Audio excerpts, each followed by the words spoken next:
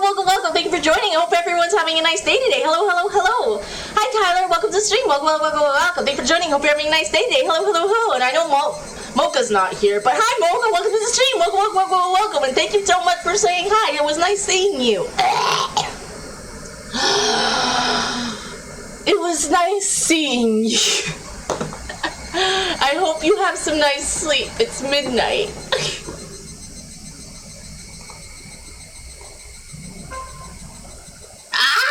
We're gonna play some more Higurashi. Let's go. Dun. Hi, Deborah. Welcome to the stream. Welcome. Thanks for joining. Hope you're ready to stay day. Hello. Load. Yes. Sometimes you made me into a cutie, half cutie, as in you made my avatar full cutie, but I'm on the other side of the screen, not so cute. Shout out to Deba who made my avatar.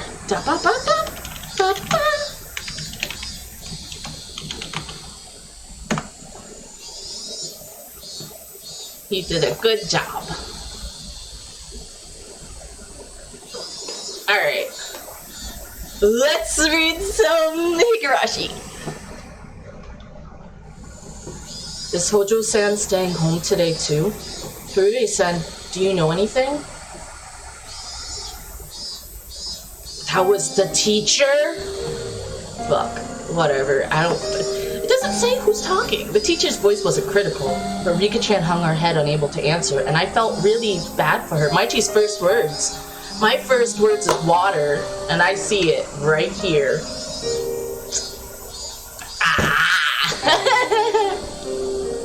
Thank you for the first words. And I felt really bad for her. The teacher called Rika-chan up, and they had an exchange in hushed tones at the dais. Dais? Yeah, basically. At first, Rika-chan said that Satoko's fever had grown worse, but everyone in class knew it was a lie.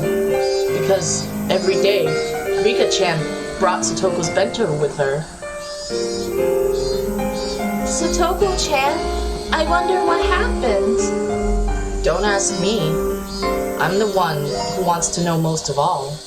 Thank you for the head pat, Tyler. Bum.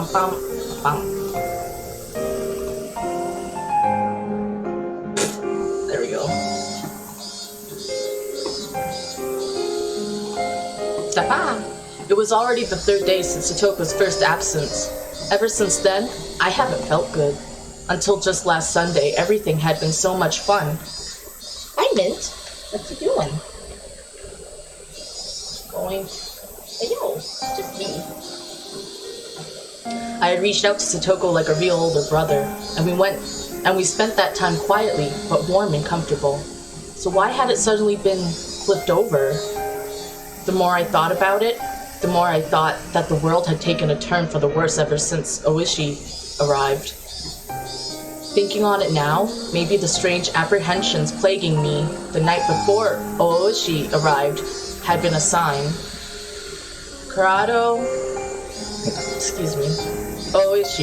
Oyashiro-sama's servant. Shit, that's impossible. They can't decide Satoko will be the cursed victim this year just because he showed up.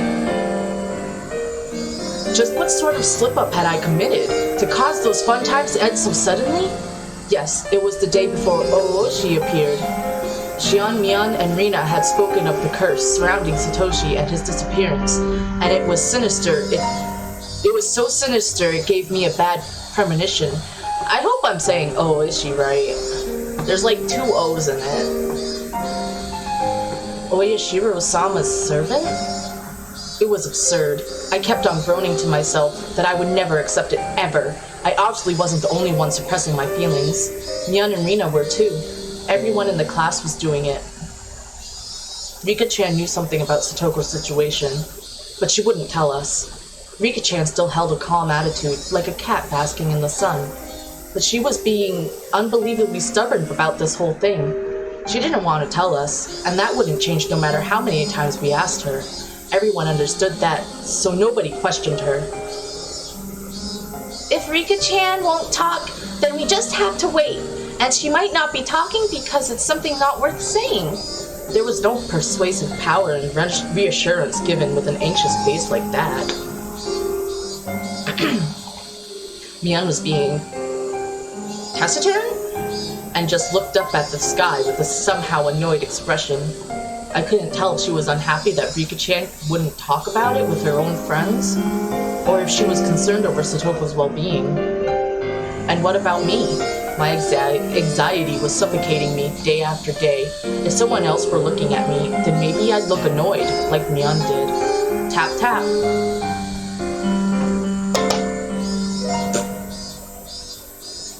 Why was there water spewing out of my... What? Okay. Someone tapped my shoulder. It was Tomita-kun and Okamura-kun. The bear-san. Do you have a minute? Did your ball get stuck again? You guys have to get it yourselves this time. Don't rely on the older kids for everything. I didn't feel like going along with them, so I was a little unsympathetic with my response. We heard a little interesting rumor. A rumor?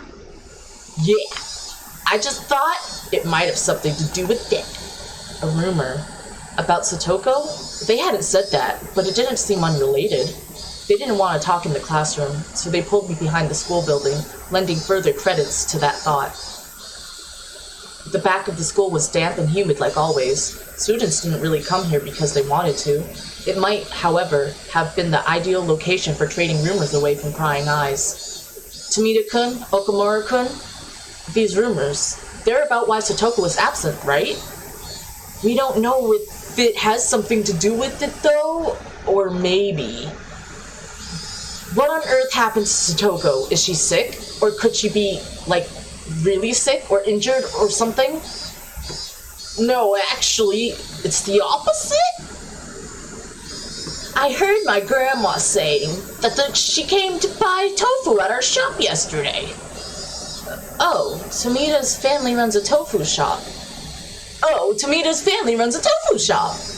Added Oki. Let's go. She went shopping. To buy some tofu? My voice sounds so stupefied even I can tell. It was understandable. I was worried about what grave illness or injury she had when the person herself had been out and about shopping for tofu.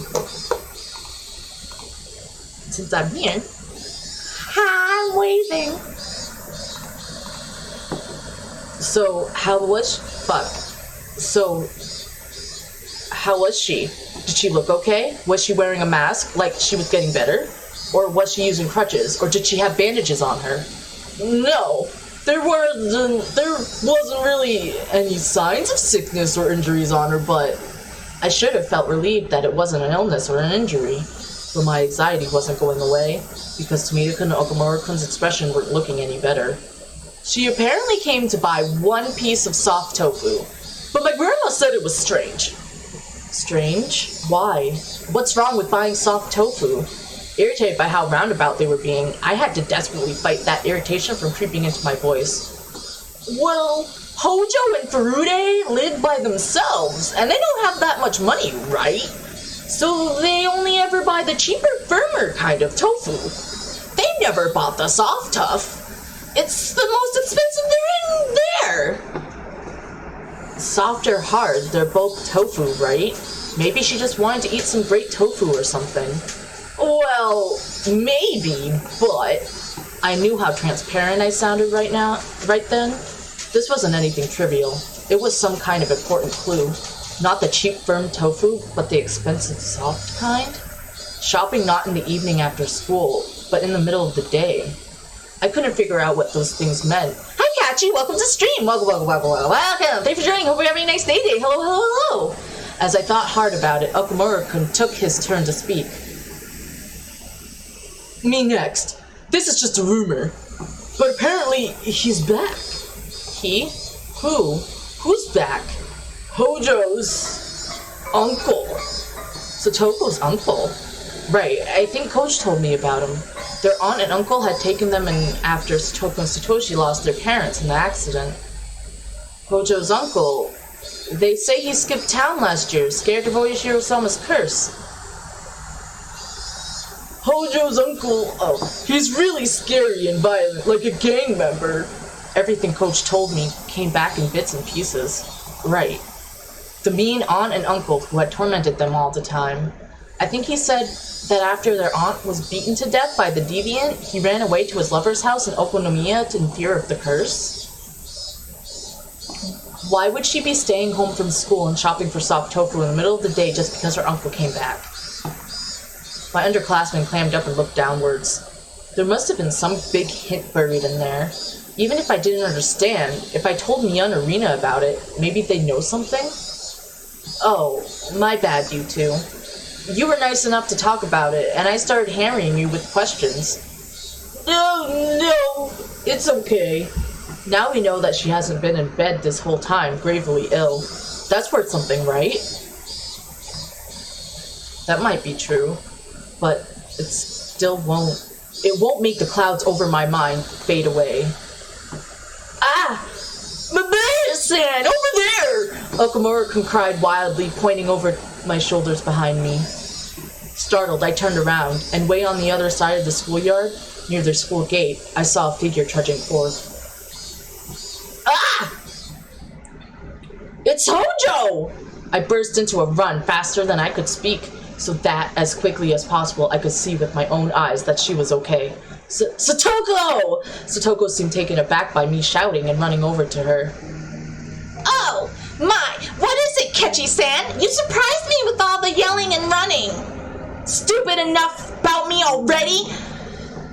3 days! What happened, Satoko? I was so worried! Oh, what a worry-wart! It was only 3 days! You're such a worry-wart, Kechi-san! From listening to her, she seemed like the normal Satoko, but I could tell she was clearly acting strangely. Her smile was somehow forlorn, and her complexion was bad for some reason. Hojo! Were you alright? Were you sick or something? Tomita-kun and Okamura-kun both expressed their concerns. Just what happened anyway? 3 days! Do you know how worried I was? Oh, I do so apologize. I was just giving the house a good cleaning. We haven't used it for a rather long time, so everything was covered in dust. Huh? Satoko, what are you talking about? Why would you have to stay home from school to clean the house? Satoko didn't answer me. Instead, she passed by me and headed for the entrance. Gosh, it is nearly about lunchtime, is it not? I am just starving. It was certainly lunch break. I couldn't force her to stop after she told me she wanted lunch since she was so hungry. Well, whatever. Rika-chan's been bringing your lunch for 3 days now. You look like you can eat it today. Let's just go to the classroom and put everyone's mind at ease. You're right. I suppose I may have caused everyone to worry. Oh ho ho! It sure is tough being popular. I put a hand on Satoko's shoulder and we ran to the classroom together. Up close, I was able to verify that Satoko looked somehow weak. All this anxiety was supposed to go away when I saw her again. That's what I had thought. But now, I actually started to have quite different fears. What the heck happened to Satoko? Everyone in the class, of course, reacted in the same exact way I had. We worried about you. I'm glad you see well. What were you doing for 3 days? Our classmates showered her in questions. I truly do apologize for causing a fuss. As she cackled, she chowed down on the bento Rika-chan had made for her. Those in the teacher's lounge must have been informed of Satoko's arrival, because our teacher sprinted into the classroom, her breathing ragged. Hojo-san! Oh, Sensei, I'm sorry for worrying you these 3 days. Oh, as you can see, I'm fit as a fiddle. My, I was very worried about you. When you are done eating, come right to the teacher's lounge. I have a lot to talk to you about. I must be in for a good scolding for those 3 days I cut class. Satoko laughed sheepishly while she scratched her head, and the rest of the class burst out into laughter. The teacher was acting angry, but she breathed a sigh of relief at seeing Satoko healthy and smiling as she ate her lunch with the class surrounding her. What a relief, right, Rena? Huh? Oh, sorry. Yeah, I'm glad she's okay. I looked at Rena and knew. She had a sense that something about Satoko was off, too. I looked to see Mian detached from the clamor as well, with a somewhat grim expression. But Rika-chan, on the other hand, was smiling from ear to ear. She spread out the bento boxes one by one as Satoko finished them. Finally, Satoko was satisfied, and after enjoying a thorough conversation with her classmates, remembered that she'd been called to the teacher's lounge. It's just such a pain but I think she'll be angry if I don't go. I'll go with you. Satoko rises from her seat and Rika-chan runs over to her. I do apologize, Kechi-san. I'll be right back after getting scolding. Right. I mean, I could go with you too. We're all comrades in getting scolded in the teacher's lounge ever since the curry incident, right? That won't be necessary. Kechi should mind the place while we're away. Rika-chan's words were gentle, but the firm rejection was clear in her eyes. The two of them exited into the hallway, walking shoulder to shoulder. After seeing them off, the class breathed a collective sigh of relief, broke apart, and went back to their usual lunch break banter. We, however, couldn't go back to how we usually were. Not I, not Mian, and of course not Rena. They stared at the classroom exit Satoko and Rika-chan had left through, their expressions a little distant and grim. We're all friends. Isn't that right? We're all friends, isn't that right? I blurted out something strange, so Mian and Rena turned around with dubious expressions. I won't keep anything from my friends, so I'll tell you what I just heard a little while ago. I told them the stories I heard from Tomita-kun and Okumura-kun earlier about the tofu shop and how Satoko's uncle had apparently come back, all at once without letting them speak. And that's all I know. So if either of you knows anything, please say so. I've said everything I can. I ended my sentence firmly and looked into Mian and Rena's eyes. Rena stared right back at me. Her eyes didn't falter. Without even opening her mouth, I could tell she wasn't hiding anything. Then our gazes turned to Mian. It's not like I was trying to keep it a secret or anything. Mian couldn't seem to endure our silent stares and began to talk timidly, as if she was guilty of something. It's just, now that you've said something, Kei-chan, I guess I have to talk about it. Mi-chan, you know something? Well, I mean, I knew from the first day that Satoko's uncle had come home, that he just randomly showed up in Hinamizawa last Sunday. Why didn't you tell us that? I'm sorry! My angry shout caused Mian to flinch away, look down, and hang her head uncomfortably. Kichi-kun, it's nothing to get angry about. You're scaring Mi-chan. Huh? Oh, sorry I shouted at you. I lowered my head in apology. Mian accepted it, collected herself, and continued. According to her, her uncle's relationship with his lover, whom he had been with in Okonomiya, had collapsed. Without anywhere to go, he went back home into Hinamizawa, and on that Sunday, the day of the barbecue, her uncle ran into Satoko and brought her back to the house. Big hugs, Kachi! Water.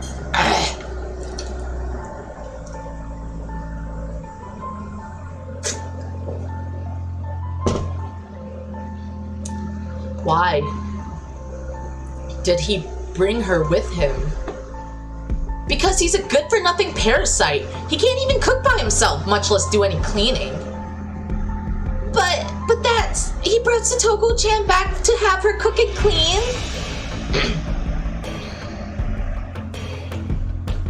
I remember that she said she'd been cleaning the house when I met her back at the school gate.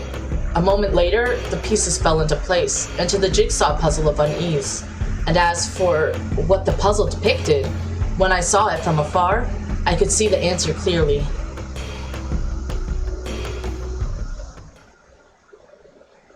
Satoko was locked up at home and tormented into doing the housework. Those are the rumors? If you knew that, why didn't you speak up? I nearly yelled that at Mian, but hastily stopped myself. Mi-chan, is that true? I haven't seen it myself, so I don't know if it's true or not. Mian looked down again, and staring at the floor grew quiet. Just like last year? Like when they lived with their mean uncle and his wife? But this uncle is completely helpless when it comes to housework, right? If Satoko is that important, then there wouldn't be any reason to torment her, would there? Oh, would there?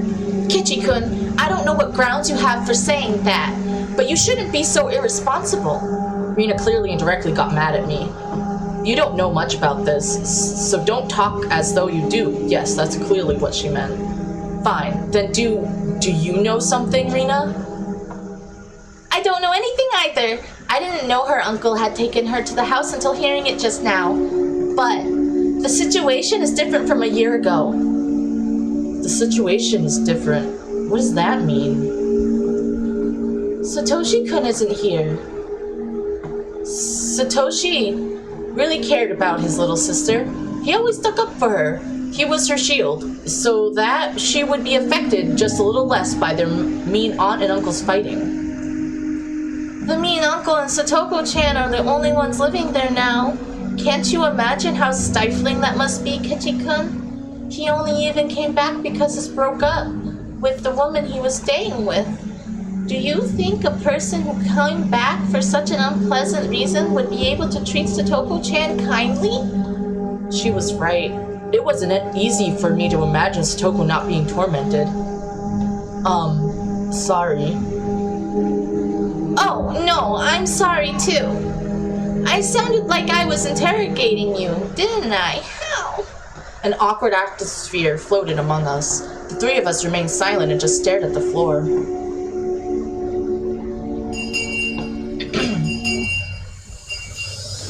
Finally, we heard the principal's bell ringing. The teacher came back with Satoko and Rika-chan at her side. All right, we're starting afternoon class. Class president, please. Everybody, stand up. Oh, I'm sorry. How rude of me. I couldn't read anything from Satoko's vaguely sheepish expression, but given the clouded look Rika-chan was wearing behind her, it was tough to laugh off the disquieting story I'd heard from Mion.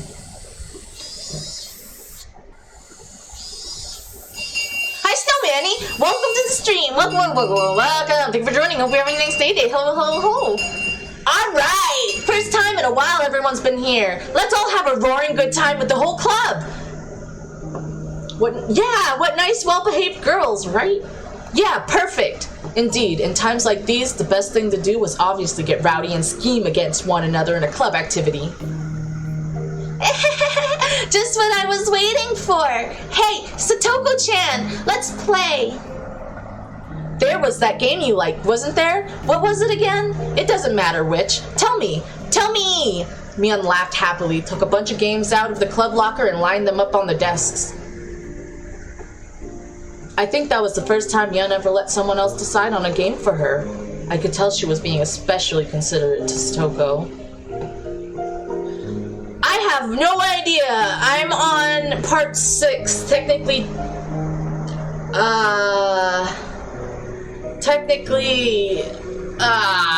part 6, chapter 3. This is Satoko's story. We're more than halfway, I think. Back to the pit. Thinking that whatever her circumstances, if we could just enjoy our time together as a group, that might be some comfort, some diversion. Satoko seemed to understand her feelings too, and smiled vaguely, though pleased, but her head slowly moved from side to side. I'm very grateful, but your feelings are enough. There are many things I need to do, so... Even Rika-chan hung her head in remorse. Hey, whoa. Seriously? All the club members are here for once and we're not playing anything? Desertion in the face of the enemy. What was the punishment game for it? What part of the club constitution was that in? Stop it, Mi-chan. We can't force her to play with us. Hey, this old man isn't trying to force her or anything. I just thought it would be more fun for sure if we did something exciting. Really? I'm happy you feel that way. Don't worry, next we meet, you'll see. I'll get you all caught in a gigantic trap. Oh!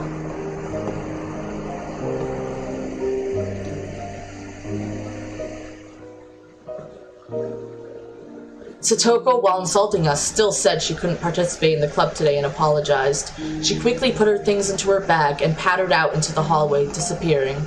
It all happened in the blink of an eye.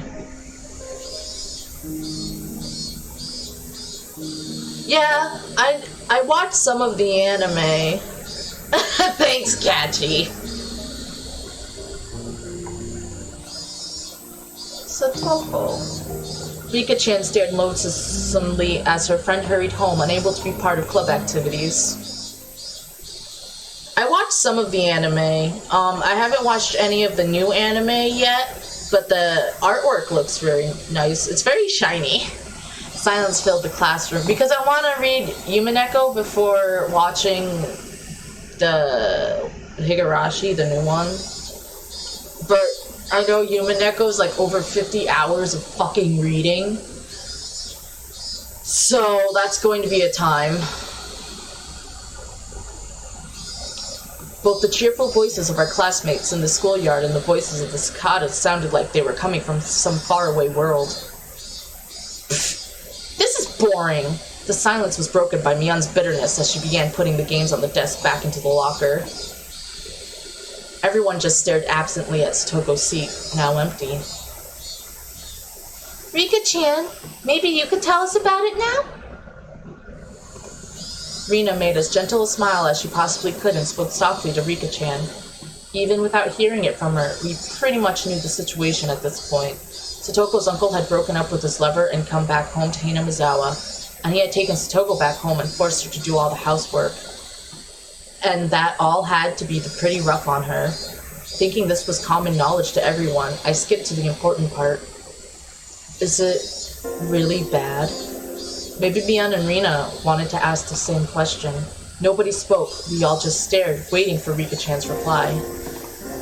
Rika-chan still didn't answer us. We were hoping for her to say no, but her silence was a bad enough sign. Last year, was it? It was like this when... Last year, was it? It was like this when both her uncle and his wife were here, right? That you're... I know Higurashi's pretty long. I don't know how long it is, though. I thought people mostly voice acted these things. I know that they have voices.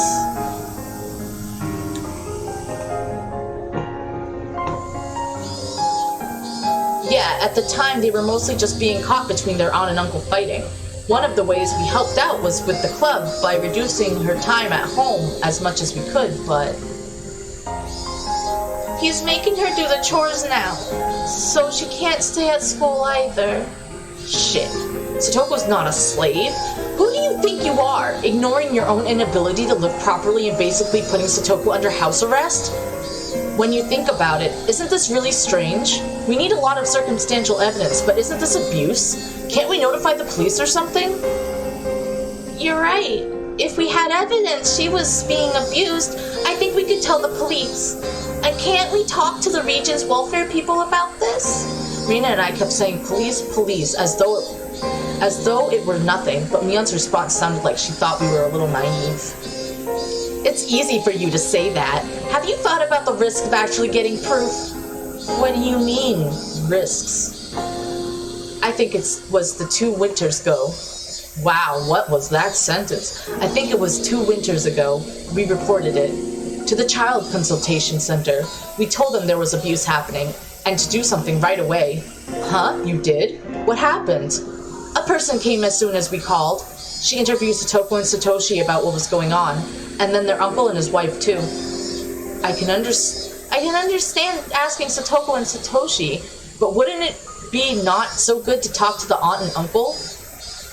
They said they'd base their judgment on what they heard from both sides. Great of them, wasn't it? So, what did they decide to do? Wait and see. What? What do you mean, wait and see? The uncle really studied up on this stuff. By law, you can't call it abuse unless someone admits to assault or child neglect. They poked and prodded Satoko and Satoshi a lot, but it never left any real marks on them. They were pretty much eating 3 meals a day and had beds, and there weren't any recordings or something like that to prove they'd said or done anything to cause them psychological trauma. None of the villagers had ever actually seen them being violent either. No matter how mean you are, you wouldn't act so violent in front of other people. Nobody would. Then what happened? The welfare officer apparently went to visit on the same day each week for a while. The aunt and uncle knew they were being watched, though, and didn't torment them in any way that would stand out. Of course, that wasn't the end of it. You mean they ramped up how malicious they were being? Mion sighed and nodded. Their aunt was really damn stubborn. She's one of the most spiteful people I've ever known. Apparently, she was doing some pretty disgusting things. Satoko was like a doll that did nothing but breathe by the end of it. So what? From that conclusion, does that mean they never should have contacted child welfare in the first place? Understand, without proof of abuse so clear anyone could see it, there's nothing we can do. In fact, it might even make the situation worse. We messed up pretty bad. After hearing that even public organizations, the one thing they thought was dependable, couldn't do anything, everyone hung their heads. In other words, until we have a clear evidence of abuse, we shouldn't notify anyone. Well, I mean, basically, yeah. That this was first written as a stage play, and that after the VN got popularly actually made. Oh, cool.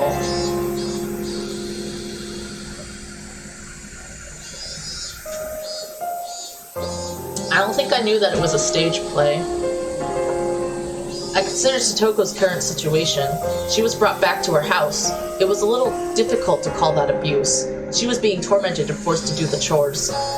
How she was being tormented would be the key, but without concrete evidence, it would be difficult to prove. If she had some kind of external injury, that would work. But as far as we could tell from today, she had nothing like that. And being forced to do the chores, that was a bit weak too. There had to be better evidence that she was without a doubt being abused. Ah, I know. Her uncle had ignored Satoko's existence for a whole year and went to live with his lover in town. Didn't that fall under one of the definitions of abuse that Mion had mentioned? Child neglect? Yeah, it's the perfect case of child neglect. What about that, Mion? Mi-chan?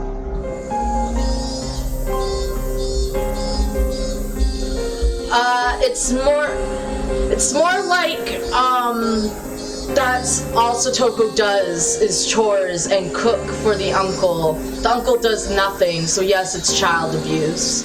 Like, the child can't live their life as a child.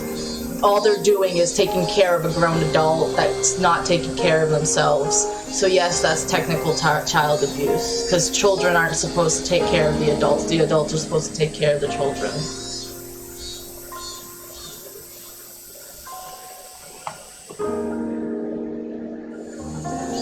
Like, I understand chores, but there's a distinction between chores and taking it way too far. There's cast photos?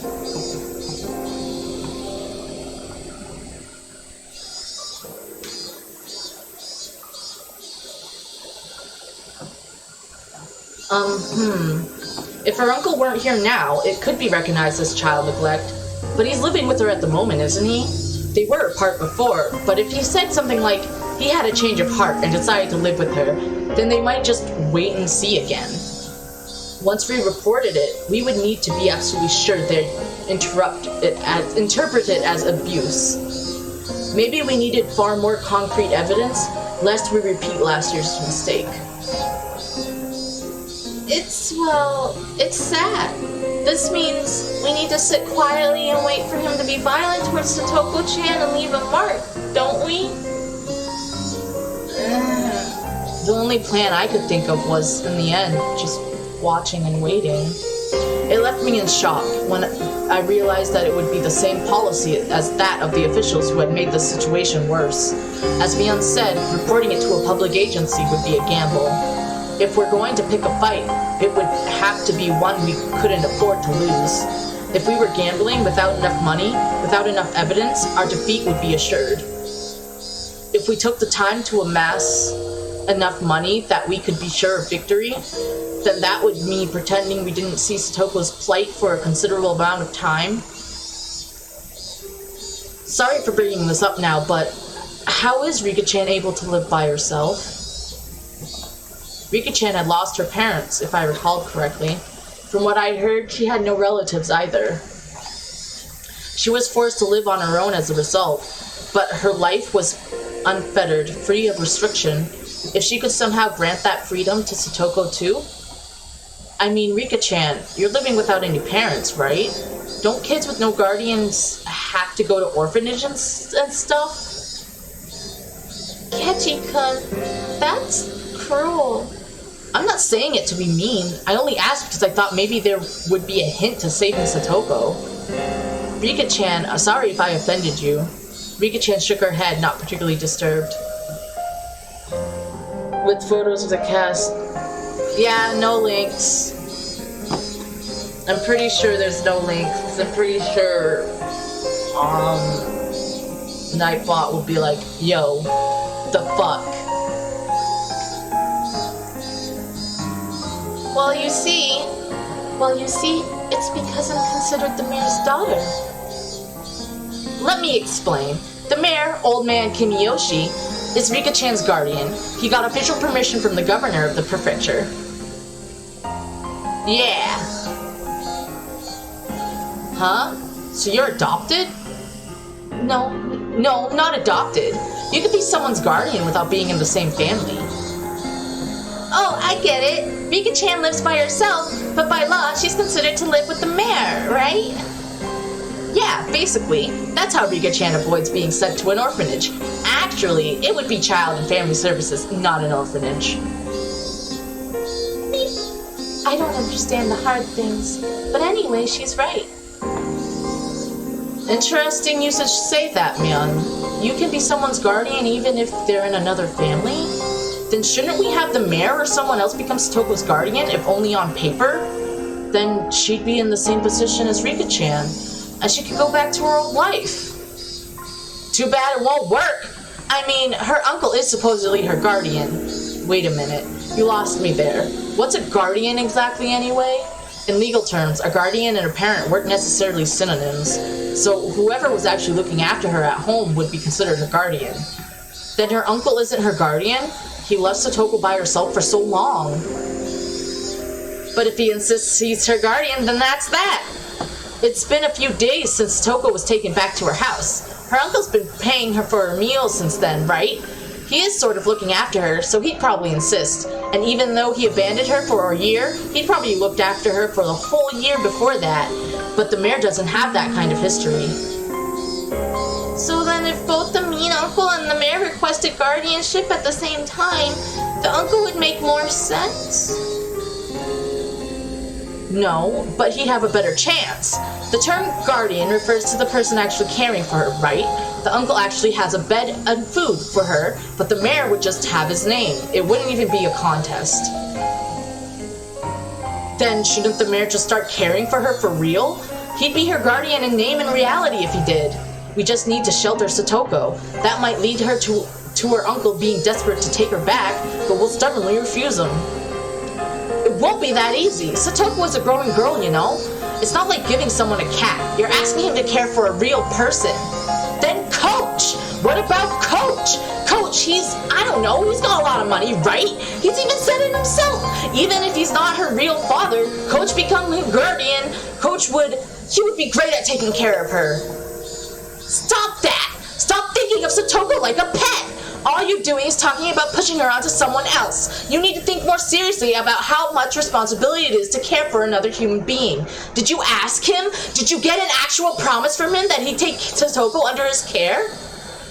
No, I didn't. But Coach would definitely say yes. Ha! Well, fine. Even considering the 0% probability of Coach saying it was okay, then what? It still wouldn't work. He couldn't become a guardian all by himself. That's right. Coach, didn't he say himself he was alone, so he couldn't do it? Shit! What the hell? Why is he being single is such a disadvantage in this society? Man, I don't know, because people are fucking tough. People don't like being alone. Then all you could do is marry into a wealthy family, couldn't you? Is there anyone that wealthy in Hinamazawa? I'm not sure. See? It's not simple. It's hard to adopt someone, and you can't go into thinking you'll push Satoko onto someone else just for a little while. You're being naive, Kei-chan. Shit. Damn it, what the hell? I'm desperately thinking of how to save Satoko, and all you're saying is no. Don't you care about Satoko at all? Are you even worried about your friend one bit? What do you have to say for yourself? I didn't mean that, but it just won't be that easy, and it's not that difficult a problem. We just need to have some rich people look after Satoko for a while, that's all. Right? What about your family, Mion? You always brag about great it is being one of the 3 families or whatever, don't you? From what you've said, you must live in a gigantic house. My house? No, that won't happen. My grandma would never allow it. Then what about your relatives in Okonomiya? From what I heard, they're living in luxury themselves. There's plenty of shops your relatives manage in town too. Your family are basically millionaires, aren't they? No, that won't work. Going to Okonomiya is even more out of the question. My father, he'd never let it happen, ever. Hey. Normally you act like some high and mighty bigwig, and now you're being all spineless? What the hell? Are you just going to sit by and watch Satoko suffer? No, I don't, but, I mean, I want to help her as much as you, but that's a different story. How is it a different story? How can you be so cold-hearted? Your friend is in trouble. What are you to if you don't rescue her? You're our president, our club president. Save her. Save her from this crisis. If you don't save her right now, you're not her friend. You're not even human. I don't know if you have any humanity left in you. Are you listening to me, Mion? My emotions all exploded out of me, and I didn't even give her a chance to say anything in response. I just wanted to make Mion agree with me, even if I had to force her. If she did, Satoko's problems would be solved. If pushing her would solve the issue, then I'd push her as much as I needed to. Why aren't you saying anything anymore? I'm asking you, asshole! Well, say something, Mion Sotozaki! Me?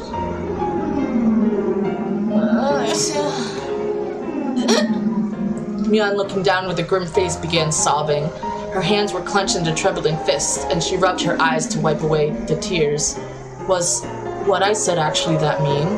This isn't the time to cry. We're in the gambling room now, and we have to do something to save Satoko.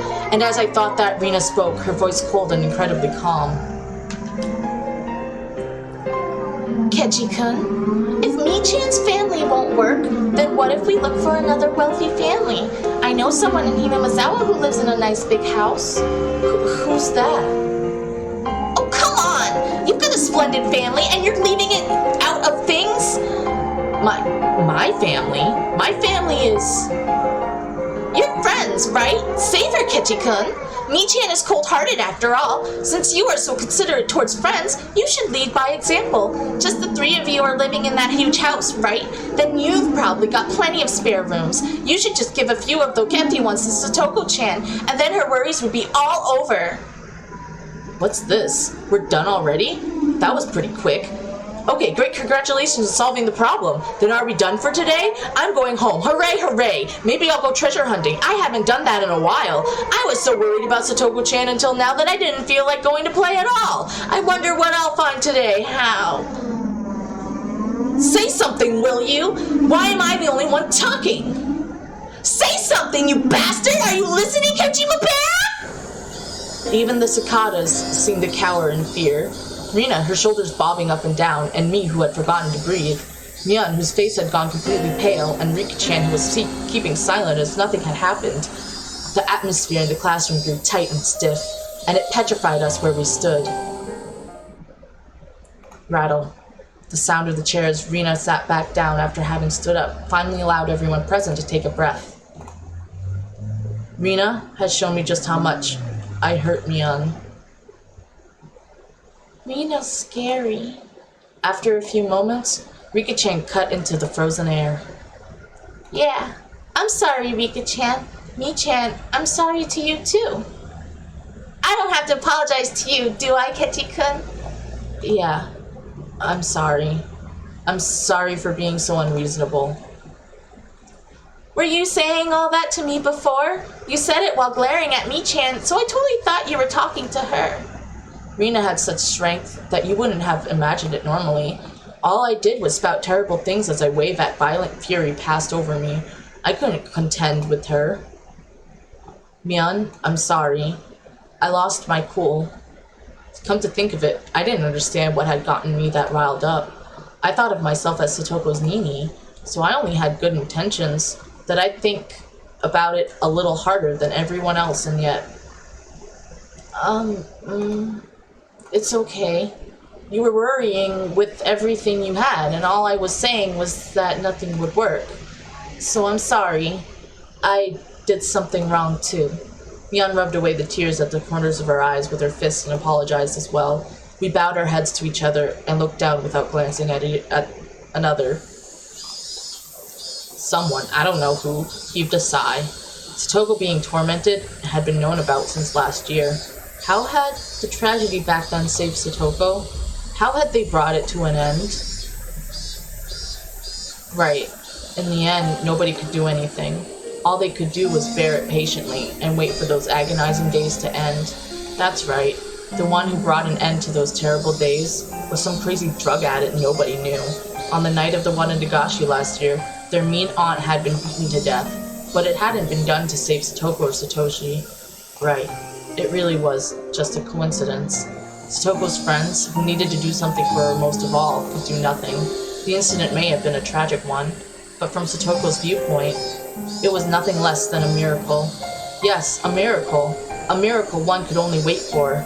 Is waiting all we can do? Not for evidence of abuse, not for something that minor. Huh? Wait, for what? A miracle. No one made fun of me for using such a crazy word. We couldn't come up with any solutions, so it was the only thing we could do. We're powerless. That one word Neon dropped was the finishing blow. It was hot. My body was sticky with sweat. The worst month. June.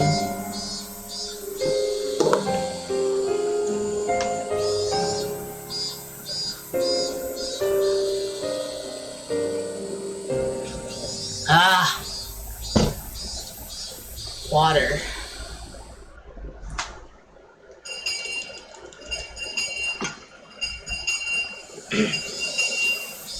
I walked forward quite a ways, then turned right where the rice fields ended. I never come here before, so I had no idea where to go. I got lost several times, so I may have taken quite a long way around. Maybe I should have gone back home and gotten my bike first. It would have made everyone else worry if I'd asked them, so I asked one of our other classmates where Satoko's actual house was. That house was originally her family's apparently, not their uncle and his wife's. Excuse me. Bruh, it's really hot here too. Their house had been bigger, so they had taken it for themselves. Right here. Several houses all in a line. Over there. I was visiting Satoko's house, but didn't particularly intend to meet her there. I didn't mean to spy on the enemy, her mean uncle either. Maybe I just wanted to be a little closer to her, as her Nini. Pretty words, but I didn't know if they were true. If what Tomita-kun and the others told me was right, it'd be this house? When I recognized it, my feet grew heavy. What did I come here for? My motive for coming here was absurd. When Mian had said that at the end that we were powerless, it made me sort of frustrated. I just wanted to do something. Anything other than waste the days away praying for a miracle. That's what made me come here. But that was all. Even if I were to witness her uncle actually tormenting Satoko, what could I do? Would I act like a comic book hero, punch the guy in the face and take Satoko away with me, and then live together somewhere far away? That was ridiculous. I'm powerless. The cicadas' voices raised in chorus sounded like they were scoffing at me, as though they were saying that if I couldn't do anything and wouldn't do anything, then I should go back home. I heard a car approaching, so I got out of its way, but the car stopped right behind me, its horn honking shortly once. Annoyed, hadn't I gotten out of their way? I looked behind me, and a familiar face was looking at me out of the driver's seat window. Coach. Hello, Mabera-san. How unexpected to meet you all the way out here. Do you live nearby? Me being here wasn't normal. Just as I considered somehow giving him the slip, I noticed Satoko sitting in the passenger seat. Satoko? Satoko got out of the car and began unloading a lot of groceries from the trunk. I happened to run into Coach on the way back from shopping. He said he'd bring me home, so I accepted his offer. She shouldn't have been able to carry all those groceries on her bike. As Coach spoke, he pulled Satoko's bike from out of the back seat where they put it. The grocery bags were big, and there were 4 of them. They all seemed to be packed full of and very heavy. Those bags. 7 Smart? Hey, isn't that a little far to go by bicycle? I looked at the bags and saw they were filled to the brim with sake bottles, snacks that you'd eat with sake, and boxes of cigarettes. Their weight was one thing, but their contents were nothing less than luxury items. I made it thanks to Coach. He helped me out. It was a little difficult going up those hills. Satoko gave Coach a smile filled with gratitude, but it was incredibly awkward and even heart-trending. Satoko, these groceries aren't for dinner tonight, are they? Of course not. I don't drink sake and I hate snacks. Of course I don't smoke either. He made Satoko go to a distant store by herself on her bike, so she could buy dumb shit like this? And what was the uncle doing right now anyway? He must have been working up a good sweat at this very moment if he needed to send Satoko out by herself, right? If not, then how much? How much had Satoko suffered for no reason? I hadn't intended to voice my feelings, but they may have made it into my face. Whoa. Coach might have noticed, but because he clapped me on the shoulder. Just then, one of the house windows clattered open, and the face of a vulgar man, the very sight of which made me immediately avert my eyes, emerged from within it. There were no self-introductions necessary. My gut told me that this was the uncle in question. The first thing out of his mouth should have been words of gratitude for Satoko. Satoko! You left the heat for the sake on when you left, you half-wit! I'm sorry, but you told me to go right away. You idiot! All that brewing I did for nothing! Idiot! I'm sorry. Satoko miserably apologized over and over, bowing again and again. She could be perfectly described as a small animal. I had no idea what was happening. Satoko finished shopping for all this heavy stuff that wasn't even for dinner.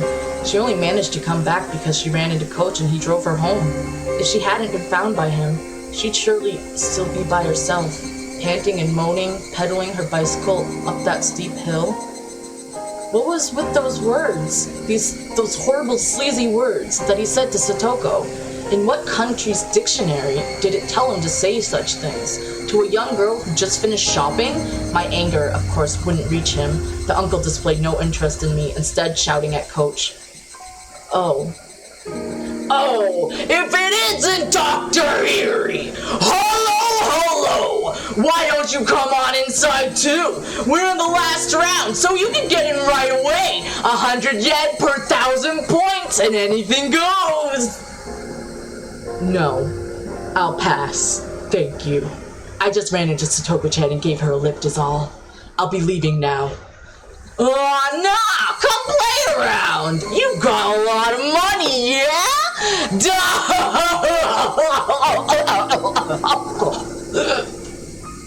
I didn't even understand what her uncle and Coach were talking about, but I knew one thing for sure. None of what he'd said had been to thank Satoko in any way. Satoko, could you bring us the damn snacks? And start getting those beers chilled too. Go get us some cold ones from the fridge. Tichian, you're so harsh on her. She looks so sad. You should take better care of her. This is how I gotta treat her. She's been like this since she was with my bro. Spoiler, she ain't gonna listen to a damn thing you say. Shit. Whatever! It's your draw, Tetchin! Sabaki-san declared Richie too! Sorry. What? You and Richie again? Tsubaki. It looked like it wasn't just her uncle. Some of his friends were over. Hey, wait. What was he? No. What were they doing? Flinging rude words left and right? Making Satoko go shopping for your beer? What were they doing? Sounds like they're playing fucking...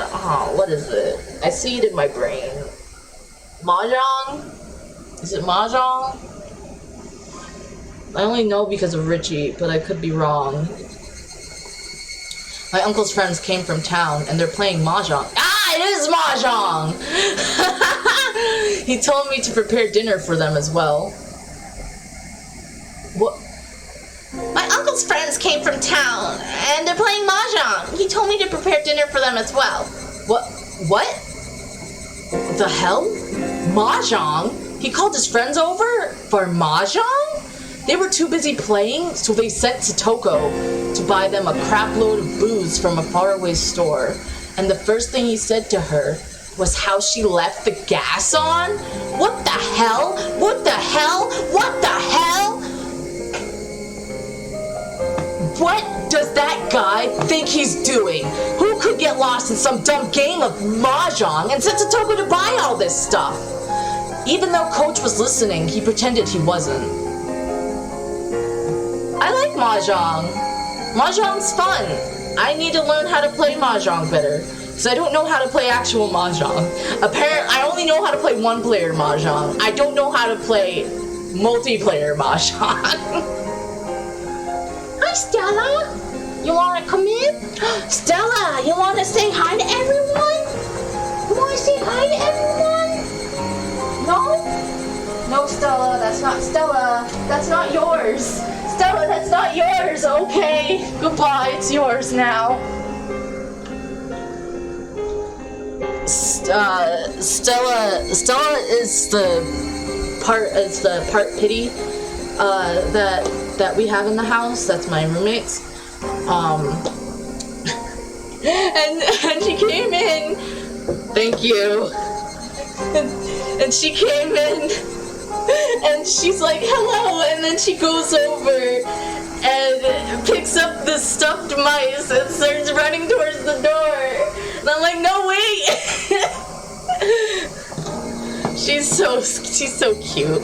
Hi, Sylvie Spirit, welcome to the stream. Welcome. Thank you for joining. Hope you're having a nice day. Hello. I love Stella, though. She's so good.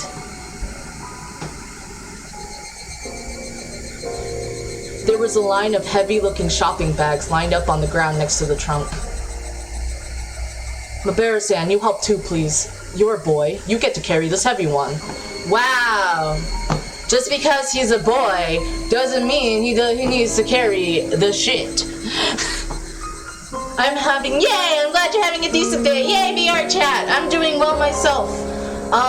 In 30 minutes I have to go because I have to go check on a cat, but if this story isn't done, I will transition it to BRB waiting. Sorry for the wait, but I need to go check on the cat, but if I don't finish this, I want to finish this after checking on. Yeah, so there's gonna be a slight intermission if I don't make it. Coach! You're gonna let this slide? This is completely... Coach pretended he hadn't heard that violent outburst there either. When I thought about it later, his reaction might have been the best thing he could do in that situation. I'll carry 2 of them myself. Come on, help us carry them, please. The bags were packed to the brim with bottles of sake and bar snacks. They were so heavy, and so filthy, so unfair. They weren't just heavy in terms of weight. They made me feel mortified. Nothing could have been heavier than that. Are little girls allowed to buy cigarettes? Ketchy-san, there's no need to push yourself. I'll carry it. Satoko mistook my biting back for the humiliation as grimacing under the weight and offered to help. Interesting. Stupid. Don't underestimate me. Pack of smokes for Pappy! Satoko had never looked down on my physical strength in the slightest.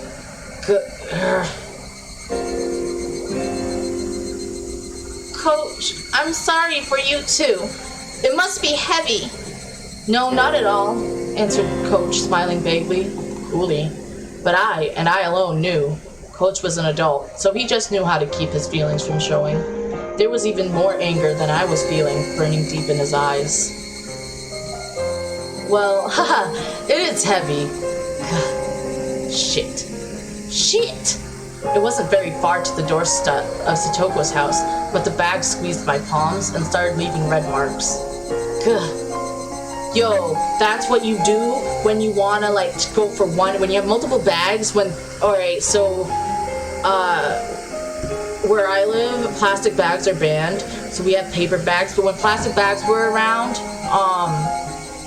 I used to make sure I had all kinds of plastic bags around me so I didn't have to go back downstairs, because going up and downstairs bringing in groceries is fucking annoying. Stupid. Fury welled up in me and the back of my throat stung, but even if it all came gushing out, it wouldn't solve anything. Yeah, they have paper bags. They have handles! The Target paper bags have handles! So just tightly gritting my teeth was as much as I could do. Really, thank you so much, both of you. You really helped me here. After we carried them back to the door, Satoko said that was enough. Occasionally we'd hear the repulsive laughing of her uncle and her friends from within, and my insides would seize. I knew they weren't ridiculing us, and that was why it made me so mad. They'd made Satoko shop for all this heavy, selfish stuff and then ignored her and laughed amongst themselves as they pleased. It was deeply aggravating. Of course, Coach had to have felt the same way, but if he accidentally let his feelings slip onto his face, he'd only cause Satoko more worry. Some people still have plastic bags, though. And they're not supposed to. He knew all that and spoke coolly as if to say he didn't care. Not at all! I'm happy I could be a bit of help to you. If there's anything else I can help with, please tell me. Yes, I really am happy you feel that way. That he feels that way. Those words were sad. Satoko herself was sad and resigned that we could only help her so much. But she was right. No matter how much Coach or I want to help Satoko, this was as much as we could do. I felt absolutely ashamed at not having the power to help her any more than this. Burning, boiling emotions were bubbling up within me and rising into my throat. Trembling all over, I almost started to cry from my fury. Me too. If there's anything I could do, I'll help you wherever you need. So, hang in there. I wanted to at least give her those trite words, saying that I'd help her wherever she wanted. Yes, thank you very much. I'm just that happy that you came all the way here when you didn't need to. Satoko seemed to have guessed what I was doing in a place like this, when my house was in the opposite direction from school. She can't, because she is a child. Children are not allowed to leave their guardians until a certain age. She is too young to leave.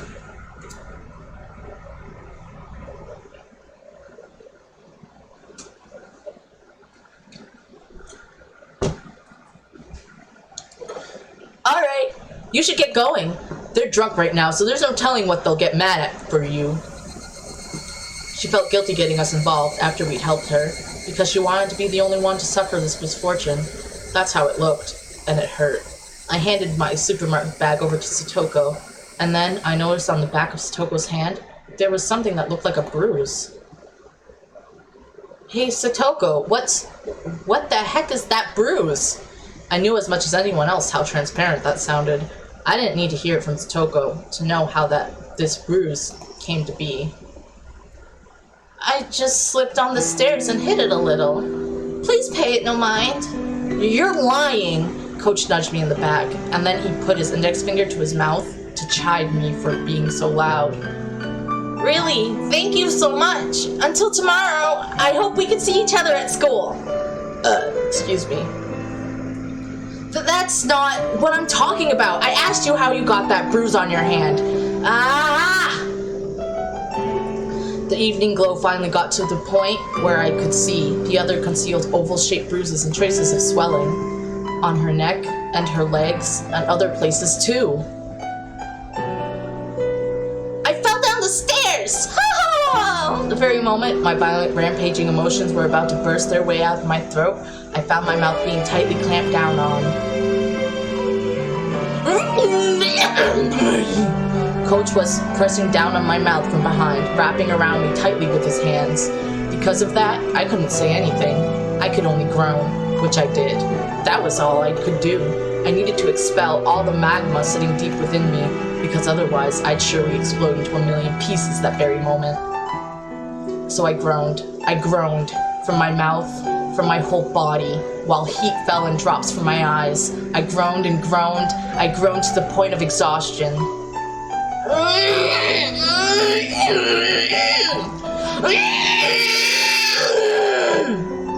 I wrung absolutely everything out of myself. Even having lost my voice, I was still wringing it all out. I understand how you're... Oh, thank you, Sylvie. I understand how you feel. I really do, Mabara-san. Please just endure it for now. Please, I'm asking you. Mabara-san, endure it for now. And then what, huh? What would happen to her? To Satoko? Her body and her mind were wounded, and she was being made to suffer like this. Can you not even let me howl in vain at it? Oh, fuck. Is that it, Coach? Are we this powerless, so powerless, that we can't even fucking scream from the bottom of our hearts?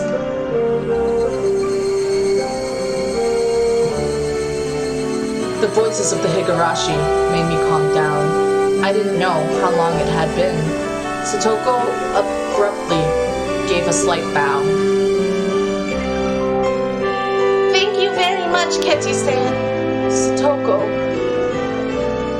You looked a lot like my real Nini just now. My real Nini may not be here anymore, but I have another Nini named Ketty-san. Hi, Stella. Heyo. Yeah, you got it. I'm your Nini, and when you're in pain, I'll help you no matter what. Your Nini will rescue you for sure. Satoshi Hojo, you fucking idiot! If not now, then when? Satoko, she's never been in more pain in her life! If her Nini doesn't save her now, then when will he? Why did you run away? Why did you abandon her? Why did you leave Satoko behind? You don't have any right to call yourself Satoko's Nini! I won't run away. Huh? I definitely won't run away. I won't run away and abandon you like Satoshi did. No way! I will not abandon you! Slip. Tears trickled down from Satoko's eyes. And then she narrowed her eyes into a smile. Goodbye, Nini. Satoko took her right hand and awkwardly waved to me. I'll be alright.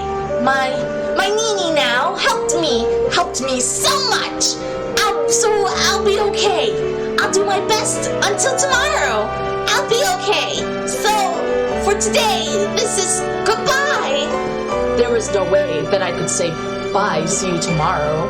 And then, from inside the house, came a throaty, disgusting voice. Satoko!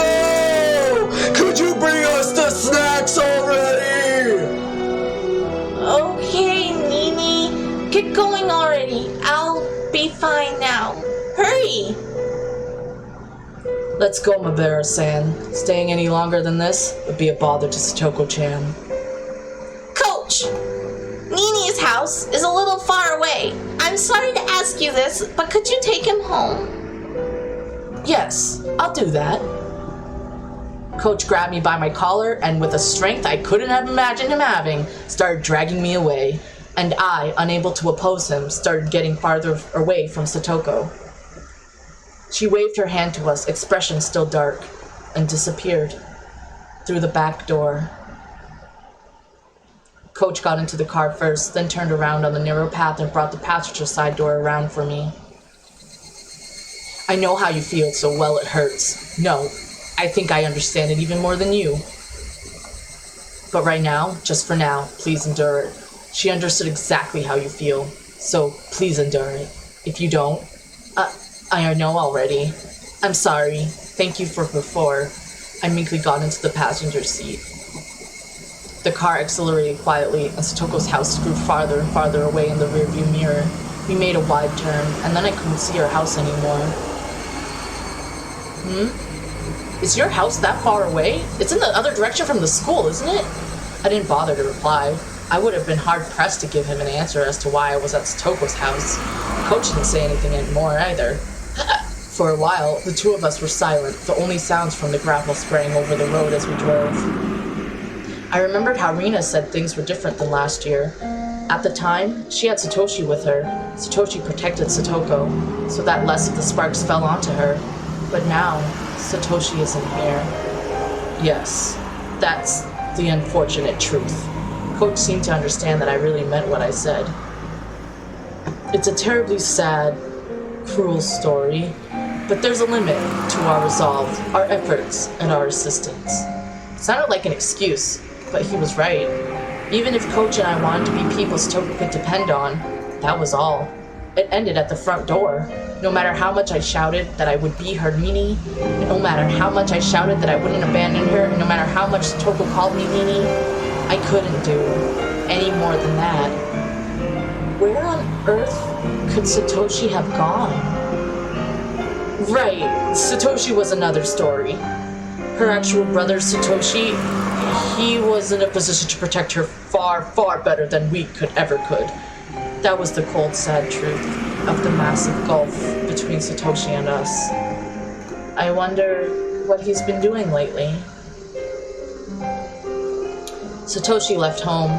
I didn't know why. Maybe it was because of Orichiro-sama's curse, or he disappeared or something. In any case, he wasn't beside Satoko now. At the time Satoko needed him to protect her most, he wasn't there.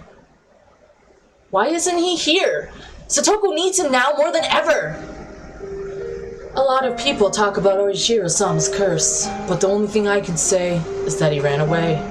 One of my friends said that the one day he just never came back. He ran away without even leaving so much as a note for his sister. Satoshi-kun had been doing part-time jobs a lot. At the time, Satoko-chan really wanted this huge stuffed animal.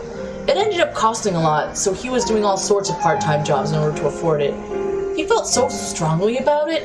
Everyone was whispering about how he at least wanted to get his sister a nice birthday present since she was being made to live such a pitiful life with her uncle and his wife. In the end, he didn't use his savings for a birthday present for Satoko. Satoshi-kun disappeared, and the police looked long and hard. They found out that Satoshi-kun had withdrawn all his savings himself on the day he left. After checking all over, they began to think that maybe he'd used his savings to go to Tokyo. Tokyo? For what? Again, all I can say was that he ran away.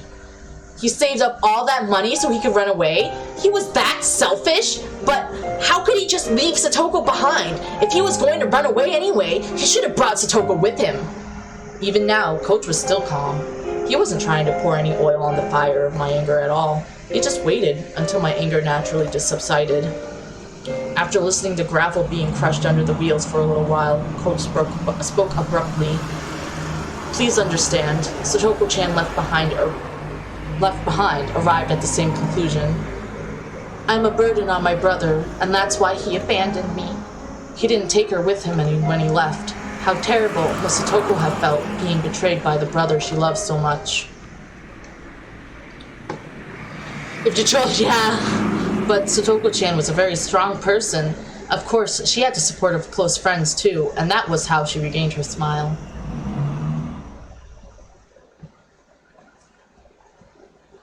I recalled how Satoko had spoken of Satoshi so bright. Hi, Chi-Chi, welcome to the stream. Welcome. Thank you for joining. Hope you're having a nice day today. Hello. Ah, fuck. Bye.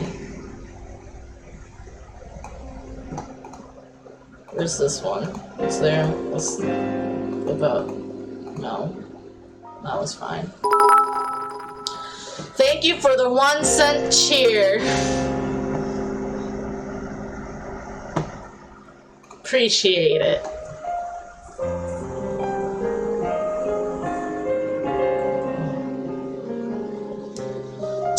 welcome to stream. Welcome. Thank you for joining. We're being nice lady. I'll break my back, okay?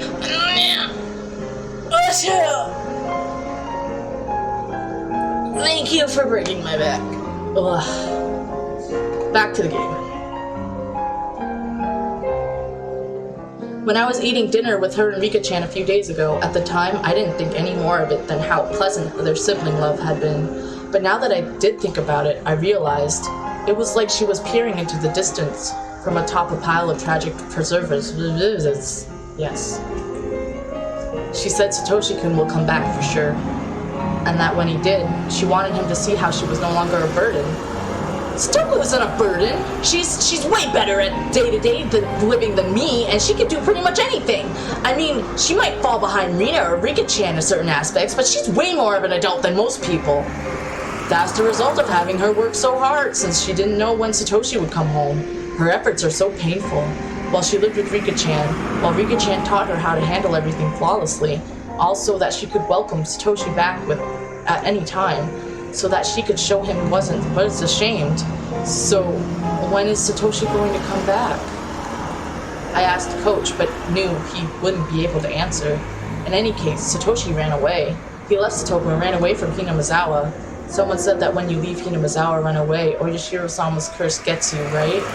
Then, that made sense. Satoshi running away and his disappearance, that would obviously mean people thought it was the curse, right? And they could smile, as though it were his own fault, as though he got what he deserved. Hey, Oyashiro-sama, whoever you are, Satoshi didn't vanish because he ran away. You demoned him away with your curse, didn't you? If that's not what happened, then I couldn't forgive him. When did Satoshi run away? The night of the Wanagashi festival last year, when their aunt was killed by that deviant. It was a few days after that, on Satoko-chan's birthday. On Satoko's birthday? Bang! I slammed my hands on the dashboard in front of me with all my might. Satoshi, of all days, he could have chosen to run away? Their aunt just died a few days before, didn't she? All your days of suffering were about to end, weren't they? You were just about to start thinking about a new life, weren't you?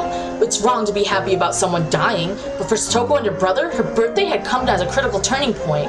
Their mean uncle had fled town and the siblings would be left alone. They should have been able to be happy about that. On Satoko's birthday, Satoko was probably waiting for her brother to return the whole time. Waiting for her brother to return when he never did. Waiting with bated breath for her brother to return. Her hopes and dreams of a new life to come growing even larger. But no matter how long she waited, he didn't come back. He didn't even contact her. Satoko, trembling in anticipation of a great present. Just when would she have to face the cold, terrible truth? Satoshi, you fucking idiot.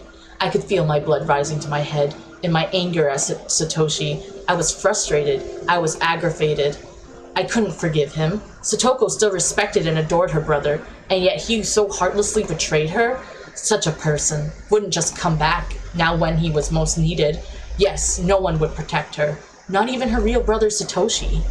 No problem, Chiru. Thanks for coming by. It was nice seeing you. I hope you have a nice rest of your night.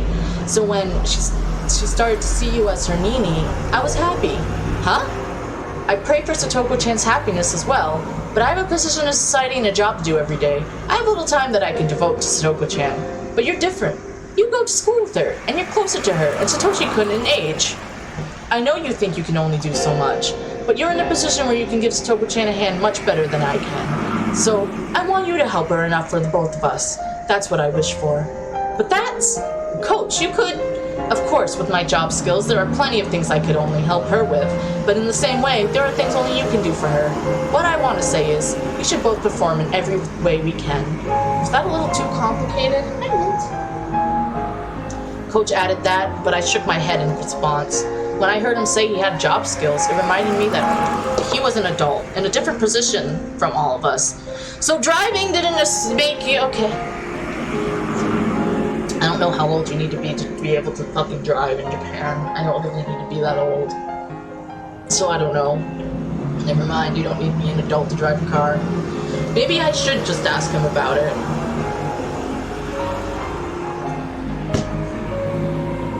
Oh, Coach, do you know a lot about laws? No, I know even less than the average person. Why? I thought back to when I argued with Mion and the others about Satoko. Our children's argument had only left us with the conclusion that we had to wait and see. But what would an adult think?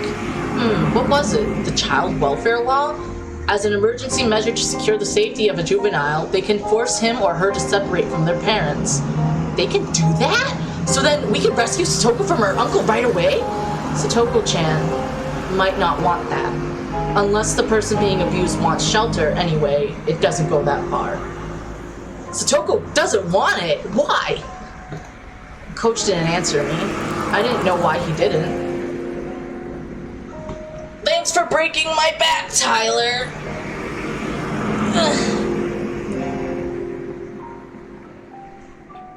But I can't do it much more, or because I didn't need it. But thank you for breaking my back. It was clear as day that Satoko's uncle was being violent and treating her like a slave. So then why? I clamped down on my frenzied emotions and waited intently for Coach to answer. But he never did. It wasn't like he was pretending he hadn't heard me. If I had to say, it was more like he wanted to explain, but couldn't put it in the right words. Satoko-chan probably thinks of this abuse as a trial. A trial? This isn't some weird religion we're talking about. You might know this, but Satoshi can always look out for Satoko-chan. She always relied on him, almost as though she was utterly dependent on him. I'd known for a while that Satoshi had always protected Satoko from their aunt and uncle, but that was his duty as an older brother, not something to worry about. I think that may have traumatized her. Maybe she figured that depending so heavily on her brother had made him hate her. And for Satoko, the current situation was a retelling of the story a little over a year ago, but this time Satoshi wasn't here. So I believe that now. She thinks something like this. She wants to overcome this trial by herself without relying on anyone else, and that if she doesn't grow strong, then Satoshi-kun will never return. Now that he mentioned it, Satoko had never said a word about how hard it had been for her. Been before. I figured she was being threatened not to talk about it, but I talked with everyone and we were wondering if we should report it to the Child Consultation Center. I have heard that a social worker was visiting Satoko-chan last year. Yes. In the end, they decided to wait and see, and we thought maybe that made her get tormented even more. That was apparently Satoko-chan reported it herself, and as a result the abuse worsened, but was kept just out of sight. She was under even more torment, and the burden on Satoshi-kun for protecting her rose considerably. Huh, could Satoko? She wouldn't be thinking it's her own fault for reporting it, would she?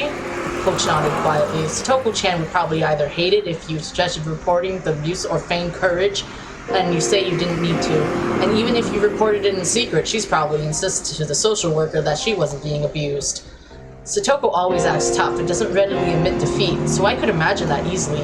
And there are strict limitations on this emergency measure. The Child Consultation Center would need permission for both the court and the concerned party. If the abuse was known to the public, they could forcibly shelter her even if she denied it. For Satoko-chan, that would probably mean losing. This isn't about winning or losing! It's real life! Satoko, she's... Back on topic, after they placed her under the protection, she would be sent to a child care institution or the like, and she would basically be living there, so it would mean moving away. And with a change in residence would come a change in schools too. That changing schools? It has to be done, if that's what it will take for her to be safe. Satoko-chan understands all those things, all the more reason for her not to want it. Why? Because Satoko-chan's reason for living is to wait at that house for Satoshi-kun to return. She was a husk, an empty shell after being abandoned by her brother. How did she find her reason to live? Try looking at it from Satoko-chan's point of view rather than your own. I felt like he was trying to confuse me with what hard to understand roundabout way of talking so unique to adults. The point was that I couldn't do anything about Satoko wanting to stay in that house, and that I should watch until she gives in. In the end, no matter what I said, Coach himself was saying to wait and see. I don't understand. What? If I feel that Satoko is really in danger, I will report it without asking anyone's opinion. Yes? Oh, you did it. She might not be happy with the result, and she might hate me for it. Right? Tolerate abuse stuff is so yikes. It's so yikes. But like, child services is complicated. Stupid compliment. But I believe that will ultimately be what brings Satoko happiness. Coach turned to me and gazed fixedly into my eyes. It was written all over his face. He was shocked at what such a young kid had said. Why would you go that far? Coach, no, rather, normal adults, might not have understood, so I taught him the creed and the values that I believed in. Satoko is my friend, and I am Satoko's Nini. Isn't that enough of a reason? I stared at him with a will strong and unbreakable as steel as his eyes betrayed a tiny bit of unrest. No, of course that's enough. We were silent for a little while until finally Coach said only that. Didn't we make a promise? I'm sorry. What? That we weren't ever going to let Satoko cry. We made a vow on that day at the barbecue party. I didn't think about it hard at all, but Coach and I still made a promise that we wouldn't ever let Satoko cry. Coach gave a dry grin of regret, immediately apologizing for not remembering. One way or another, when he grinned like that, it made me think that his enthusiasm for saving Satoko was a tiny bit smaller than mine. He lightly hit the brakes, making a skidding noise, and leaned forward. Could that be your house there? Oh, right, Mabara-san would live at the Mabara residence, wouldn't he? Before I knew it, we were almost to my house.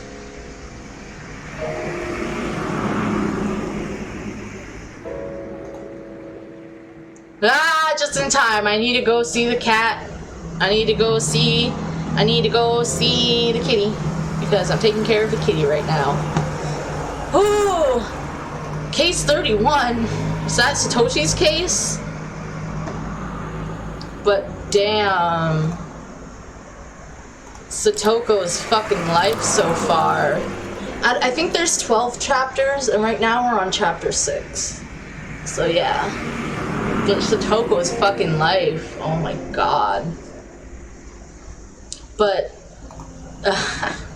thank you everyone for joining me. I appreciate it a lot, and thank you for sticking around. I hope everyone enjoyed this time around, and I hope to see everyone again soon. Bye-bye for now, and tomorrow I will be streaming at 5 p.m. EST. It's a collab with Faye. I will tweet about it. Thank you everyone for joining me. Bye-bye, and until next time, bye-bye.